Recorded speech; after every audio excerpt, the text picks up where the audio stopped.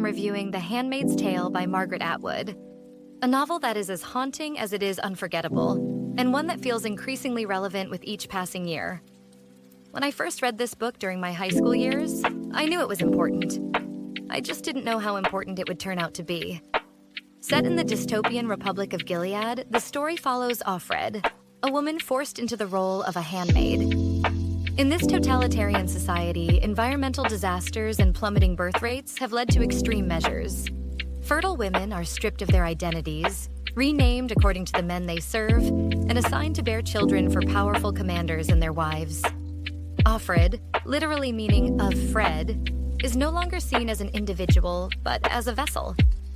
One of the most striking elements of the novel is how vividly Atwood builds this world. Gilead operates under a rigid hierarchy. The commanders at the top, their wives in carefully controlled positions of status, the Marthas who handle domestic work, and the handmaids who exist solely for reproduction. Even language is weaponized. Simple phrases like, "Blessed be the fruit," reinforce obedience and suppress individuality. This attention to detail makes the setting feel disturbingly real. What elevates the story is Offred's narration. She is not a traditional hero. She's cautious, reflective, and often fearful. But that's exactly what makes her so relatable. Through her fragmented memories, we see glimpses of her former life. Her husband Luke, her daughter, her career, and the freedom she once took for granted. These memories are woven into the present, creating a powerful contrast between who she was and who she's been forced to become. Atwood's prose is both lyrical and restrained. She doesn't rely on graphic descriptions to convey horror. Instead, she builds tension through suggestion, silence, and psychological depth. The ceremony, the ritualized act of reproduction, is described in a way that is clinical yet deeply disturbing, emphasizing the loss of agency and humanity. Another key strength of the novel is its exploration of power and complicity. Gilead isn't sustained by men alone. Women also play roles in maintaining the system, whether willingly or out of necessity.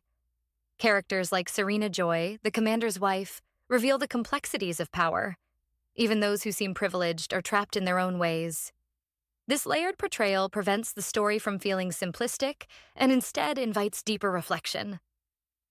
The themes Atwood tackles, control, autonomy, gender roles, religion, and resistance, are handled with nuance. Perhaps the most chilling aspect is that nothing in the book is purely fictional. Atwood has stated that every form of control depicted in Gilead has historical precedent. That grounding in reality is what gives the novel its lasting impact. And yet, amid the oppression, there are moments of quiet resistance.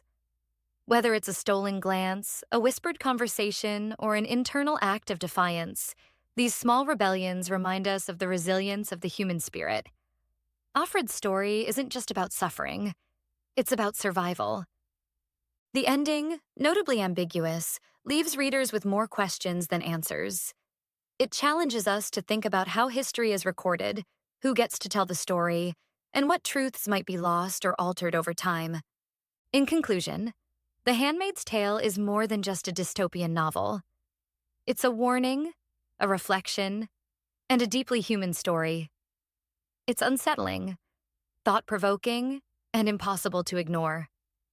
Whether you're drawn to powerful, character-driven narratives or stories that tackle big societal questions, this is a book that demands to be read and remembered.